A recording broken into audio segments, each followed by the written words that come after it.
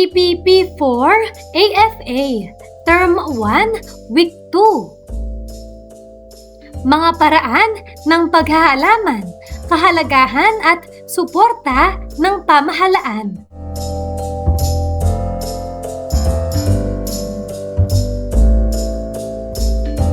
Matatag curriculum, bansang makabata, batang makabansa, with me, Teacher KMT. Magandang araw mga bata! Narito ang mga layunin.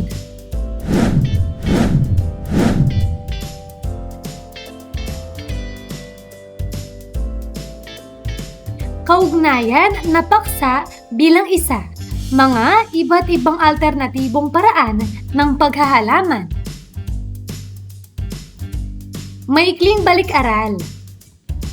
Panuto, punan ang mga patlang upang mabuo ang mga sumusunod na pangungusap ukol sa agrikultura. Una, ang agrikultura ay nakatuon sa pag-aalaga at pagpaparami ng mga halaman at hayop. Ang paghahalaman ay nakapokus sa pagpoproduce ng mga pangunahing pananim gaya ng mais, niyog, tubo, saging, pinya, kape, tabako at iba pa. Pangatlo, ang palinangang halaman ay nag-aaral sa lupa, kaugnay ng kung paano nito naapektuhan ang paglaki ng mga halaman. Pang-apat, ang paggugubat ay isang gawain na naglilinang ng yamang kagubatan. Para sa unang alternatibong paraan ng paghahalaman, aralin na natin. Una, isa sa mga pinakasikat na uri ng pagtatanim noong panahon ng pandemya, ang urban gardening. Sa literal na translation nito sa Filipino, ito ay ang pagpapalaki ng mga halaman sa isang kapaligirang urban. Bukod sa tipikal na indoor plants, marami ang sumubok sa pagpapalaki ng mga sariling gulay at prutas, kahit man ang mga nakatira sa syudad kung saan hindi ito madalas makikita. Pangalawa, containerized gardening. Ito ay isang uri ng paghalaman na gumagamit ng iba't ibang klase ng lalagyan upang maitanim ito katulad ng lata, paso, plastic at iba pa imbes na sa lupa. Pangatlo, ang vertical gardening. Ito ay ang klase ng urban gardening na akma para sa taong nais magpalaki ng halaman upang gawing palamuti sa kanilang mga dingding o bubong. Ang layunin nito ay pagpapaganda ng lugar kung saan tutubo ang mga halaman. Pang-apat, dish gardening. Ito ay isang indoor plant na binubuo ng iba't ibang halaman na may ugat. Itinanim at inayos ang landscape sa mababaw na paso o dish. Ito ay tinatawag din na miniature garden, isang malaking lugar na pinaliit tulad ng isla.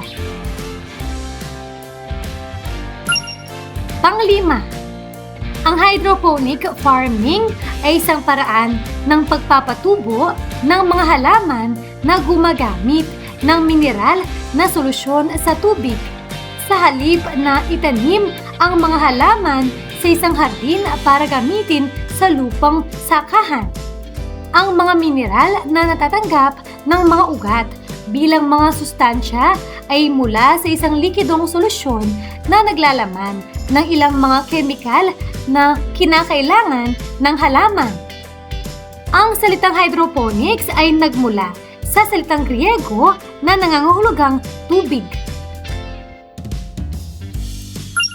Pang-anim, ang aquaponics ay isang paraan ng pagtatanim na pinagsasama ang mga katangian ng tradisyonal na paraan ng pagsasaka ng isda na ginamit sa aquaculture kasama ang hydroponic pagsasaka.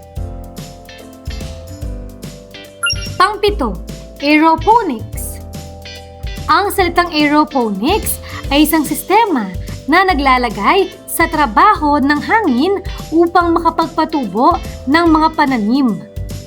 Ito ay tungkol sa lumalagong mga halaman kung saan ang mga ugat ay nasuspinde sa hangin. Nakukuha ng mga halaman ang mga nutrisyon sa isang solusyon na nakabatay sa tubig na naihatid sa mga ugat ng isang pinong ulap o hamog.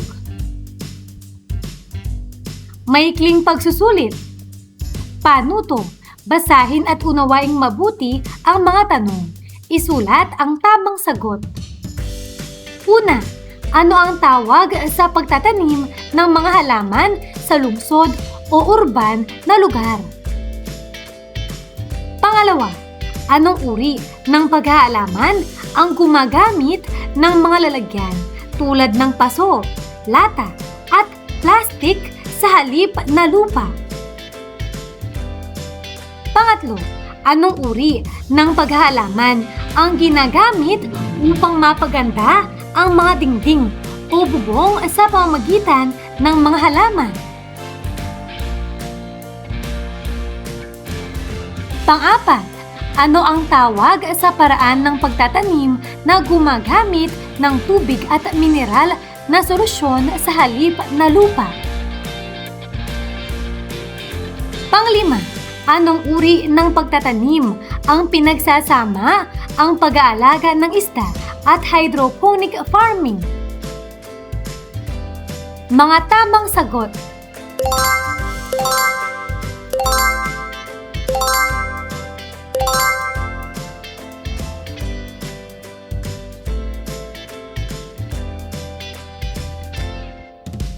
Kaugnayan na paksa bilang 2. Ang mga kahalagahan at kabutihang dulot ng paghahalaman sa tao, hayop at kalikasan o kapaligiran.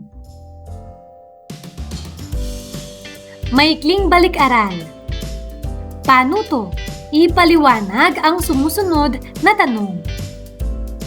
Ano-ano ang mga kabutihang dulot ng paghahalaman sa tao, hayop at kapaligiran? Magaling!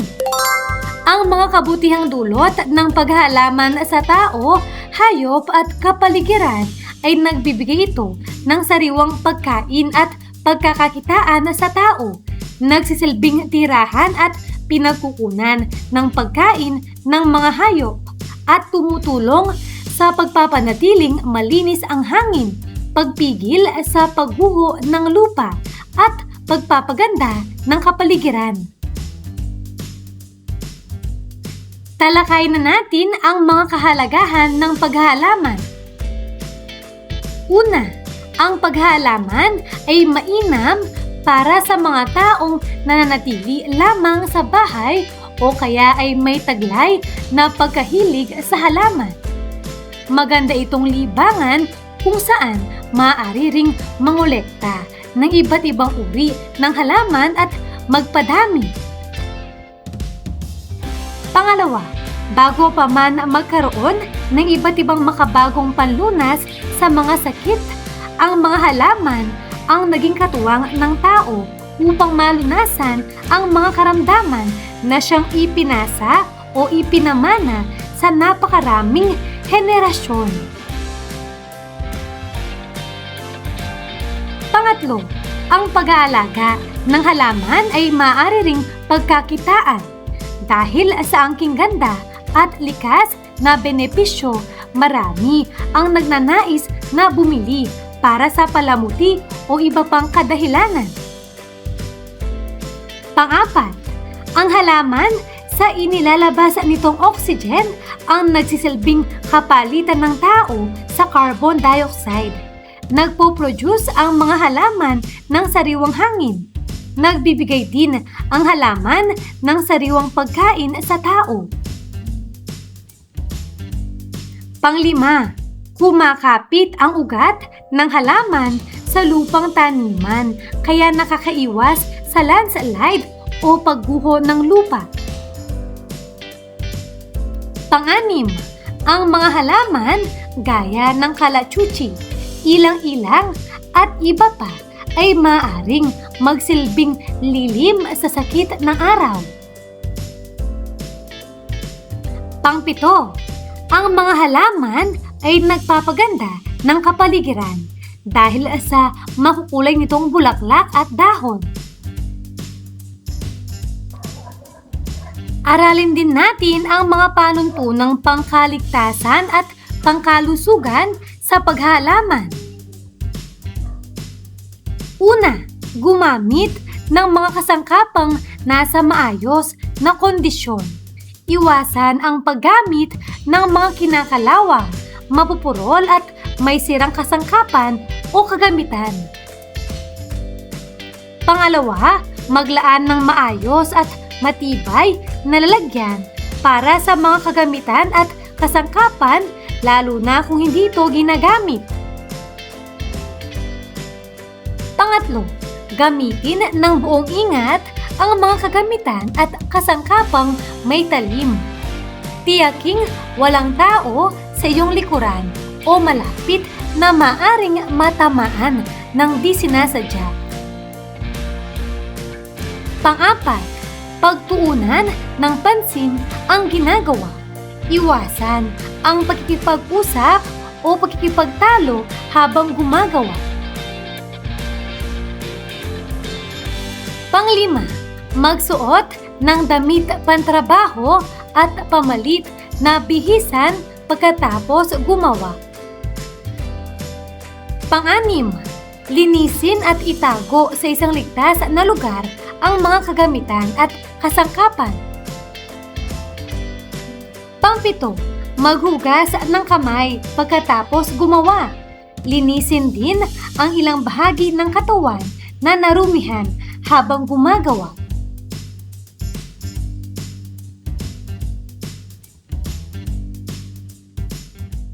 Maikling pagsusulit.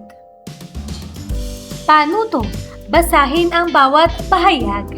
Isulat ang tama kung wasto ang pahayag at mali kung hindi. Una, ang paghahalaman ay maaring maging isang magandang libangan. Pangalawa, ang mga halaman ay walang naitutulong sa kalusugan ng tao. Pangatlo, ang ugat ng halaman ay tumutulong upang maiwasan ang pagguho ng lupa. Pang-apat, maaaring gumamit ng sirang kasangkapan sa paghahalaman kung ito ay gumagana pa. Panglima, mahalaga ang paghuhugas ng kamay pagkatapos gumawa ng gawaing paghahalaman. Mga tamang sagot.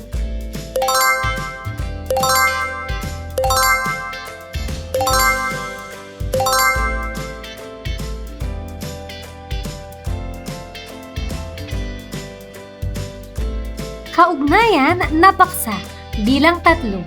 Ang mga batas, lokal na ordinansa, ahensya ng gobyerno at mga non-government organization o NGOs at serbisyong kanilang naibibigay ukol sa paghahalaman. Maikling balik-aral. Paano to? Ipaliwanag ang sumusunod na tanong. Una, ano nga ang ibig sabihin ng mga salitang ahensya at organisasyon? Magaling! Ang ahensya ay isang organisasyon, kumpanya o samahan na itinatag para sa isang partikular na layunin o tungkulin. Samantala, ang organisasyon ay isang pangkat o grupo ng mga individual na nagkakaisa para sa isang layunin o tungkulin. Pangalawa, ano ang kahalagahan ng bawat batas o ahensya sa larangan ng paghahalaman? Tama!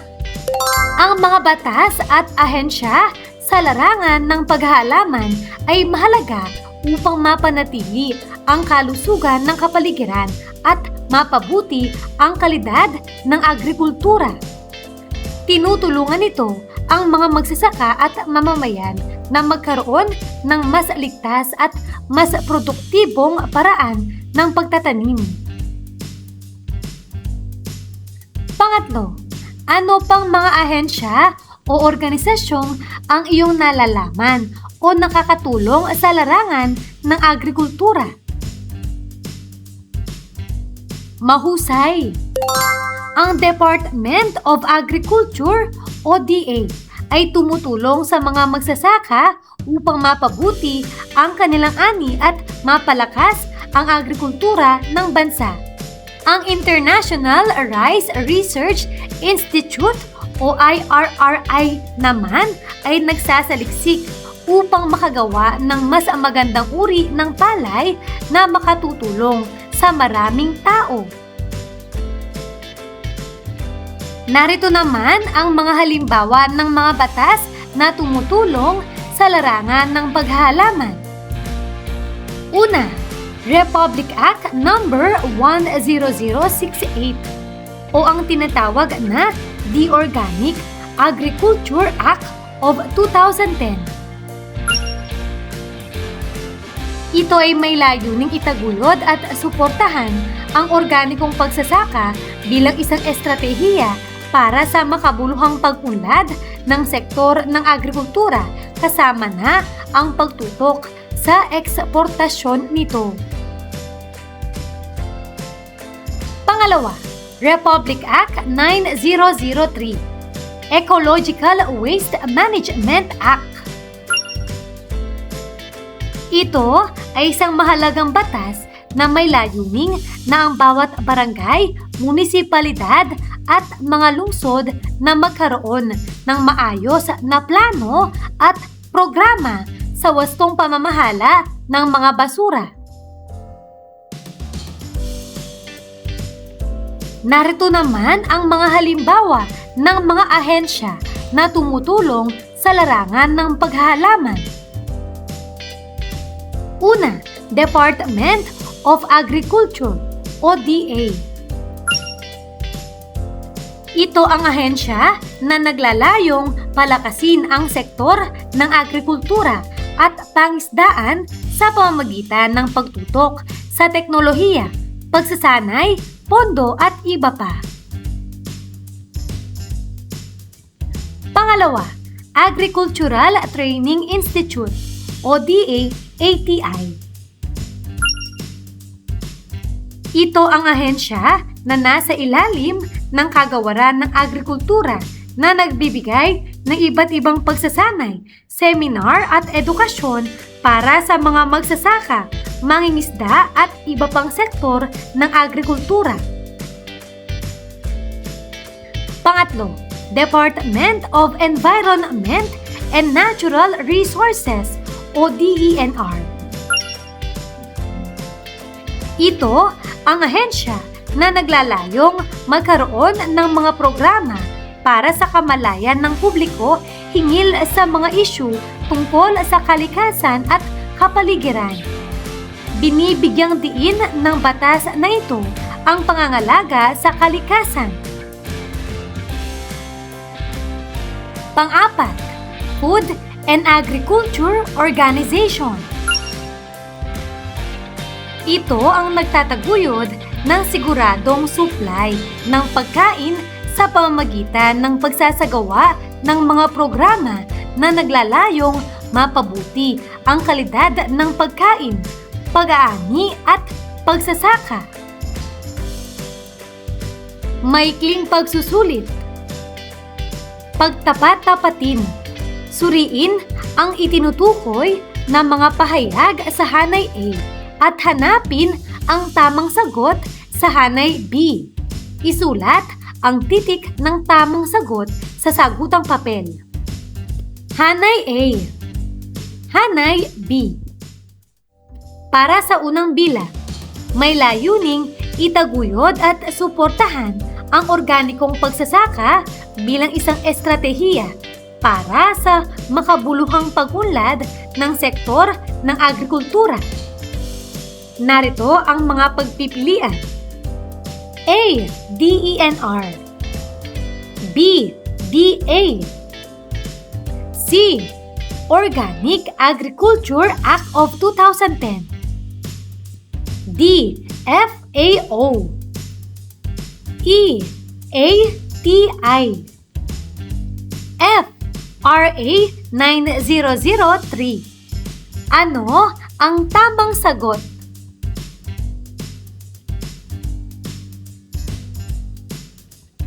Pangalawa, ang ahensyang ito ay naglalayong palakasin ang sektor ng agrikultura at pangisdaan sa pamamagitan ng pagtutok sa teknolohiya, pagsasanay, pondo at iba pa.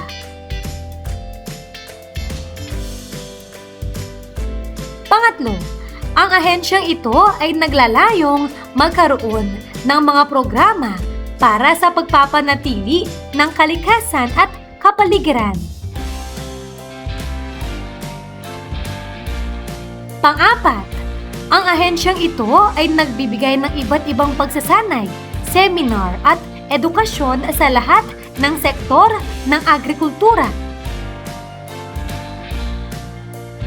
Panglima, ang batas na naglalayong mapabuti ang kalidad ng pagkain, pag-aani at pagsasaka.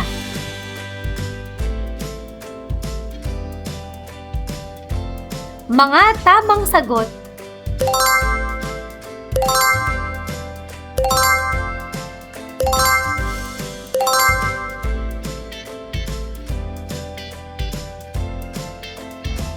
Para sa kabuuang pagsusulit. Panuto. Isulat ang tama kung wasto ang pahayag at mali kung hindi. Una, ang urban gardening ay pagtatanim ng mga halaman sa lungsod o urban na lugar. Pangalawa, ang containerized gardening ay gumagamit ng mga paso, lata at plastic bilang lalagyan ng halaman. Pangatlo, ang vertical gardening ay pagtatanim lamang ng mga halaman sa ilalim ng lupa. Pang-apat, ang hydroponic farming ay paraan ng pagtatanim na hindi gumagamit ng lupa. Panglima, ang aquaponics ay pinagsamang pag-aalaga ng isda at pagtatanim ng halaman. Pang-anim, ang paghahalaman ay walang naidudulot na kabutihan sa tao at kapaligiran. Pang-pito, ang mga halaman ay nagbibigay ng oxygen at sariwang hangin. Pang-walo, dapat gamitin kahit sira o kinakalawang ang mga kasangkapan sa paghahalaman. Pang-siyam, ang Department of Agriculture o DA ay tumutulong sa pagpapaunlad ng agrikultura. Pang-sampu, ang Republic Act 9003 ay tungkol sa wastong pamamahala ng basura.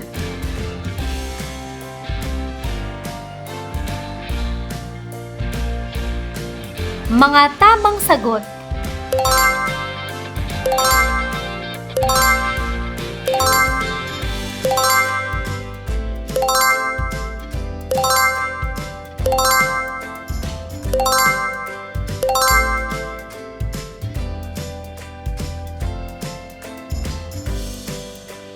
Mahusay mga bata! Ano ang mga natutuhan mo sa araw na ito. Ngayong araw na ito, natutuhan ko ang tungkol sa mga iba't ibang alternatibong paraan ng paghahalaman. Ang mga kahalagahan at kabutihang dulot ng paghahalaman sa tao, hayop at kalikasan o kapaligiran. Ang mga batas, lokal na ordinansa, ahensya ng gobyerno at mga non-government organization o NGOs at serbisyong kanilang naibibigay ukol sa paghahalaman. Maraming salamat sa pakikinig mga bata! Sana ay may natutuhan kayo. Huwag niyong kalimutan, pindutin ang like, share at subscribe.